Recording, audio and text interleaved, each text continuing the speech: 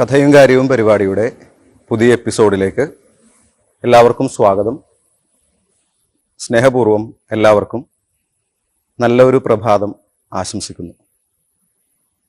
ഇന്ന് നമ്മൾ കേൾക്കുവാൻ പോകുന്നത് ഒരു ഭിക്ഷക്കാരൻ്റെയും രാജാവിൻ്റെയും കഥയാണ്. പതിവ് പോലെയുള്ള ഭിക്ഷാടനം കഴിഞ്ഞ് ഭിക്ഷക്കാരൻ തൻ്റെ കുടിലിലേക്ക് നടക്കുകയായിരുന്നു. അപ്പോഴാണ് ദൂരെ നിന്ന് വലിയ ആരവം അയാൾ കേൾക്കുന്നത്. അയാൾ കാതുകൂർപ്പിച്ചു. ജനങ്ങളുടെ ആരവത്തിൽ നിന്ന് അയാൾക്ക് മനസ്സിലായി രാജാവാണ് കടന്നു വരുന്നത്. അയാൾ മനസ്സിൽ ചിന്തിച്ചുറപ്പിച്ചു, രാജാവ് എൻ്റെ മുൻപിൽ വരുമ്പോൾ ഇന്നത്തെ ദിവസത്തിൻ്റെ അവസാനത്തെ ഭിക്ഷ രാജാവിൽ നിന്ന് ചോദിക്കണം.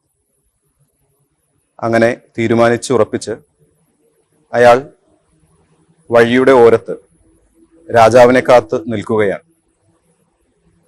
രാജാവ് രഥത്തിൽ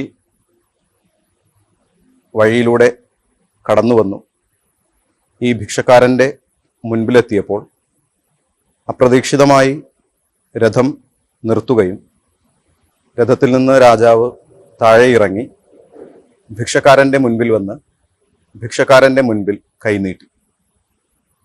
രാജാവിൻ്റെ പ്രവൃത്തിയിൽ പകച്ചുപോയ ആ മനുഷ്യൻ തൻ്റെ ഭാണ്ഡത്തിൽ നിന്ന് അന്ന് ഭിക്ഷയായി കിട്ടിയ കുറച്ച് ഗോതമ്പിൽ നിന്ന് 1 മണി ഗോതമ്പെടുത്ത് രാജാവിൻ്റെ കൈവെള്ളയിൽ വെച്ചു കൊടുത്തു. ആ ഗോതമ്പ് മണി നോക്കിയിട്ട് രാജാവ് ഒന്ന് മൃദുവായിട്ട് പുഞ്ചിരിച്ച് രഥത്തിൽ കയറി തിരിച്ചുപോയി. തൻ്റെ കുടിലിലെത്തി അന്ന് ഭിക്ഷയായി കിട്ടിയ ആ ഗോതമ്പ് മണികളെല്ലാം അയാൾ ഒരു പാത്രത്തിലേക്ക് ചൊരിയുവാനായിട്ട് തയ്യാറെടുക്കുമ്പോഴാണ് ആ കാഴ്ച കാണുന്നത്. ഒരു ഗോതമ്പ് മണി മാത്രം സ്വർണ്ണ നിറത്തോടെ തിളങ്ങുന്നു. അപ്പോഴാണ് അയാൾക്ക് കാര്യം മനസ്സിലായത്.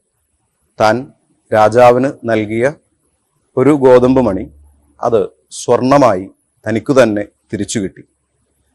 അപ്പോഴാണ് അയാൾക്ക് വലിയ മനസ്താപമുണ്ടായത്. അയാൾ ചിന്തിച്ചത് ഇങ്ങനെയാണ്, എന്തുകൊണ്ട് ഈ ഗോതമ്പ് മണിയിൽ ഒരു പിടിവാരി രാജാവിന് കൊടുക്കുവാനായിട്ട് എനിക്ക് തോന്നിയില്ല. പ്രിയപ്പെട്ടവരെ, നമ്മൾ കൊടുക്കുന്നത് പോലെയാണ് നമുക്ക് തിരിച്ചു കിട്ടുക.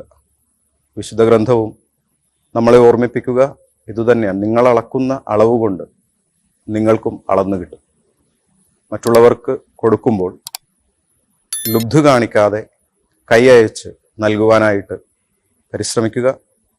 അതുപോലെ തന്നെ നമുക്കും സമൃദ്ധമായിട്ട് തിരിച്ചു കിട്ടും. നാളെ പുതിയ കഥയുമായിട്ട് വീണ്ടും കാണാം. എല്ലാവർക്കും നല്ല ഒരു ദിവസം സ്നേഹപൂർവ്വം ആശംസിക്കുന്നു. നന്ദി, നമസ്കാരം.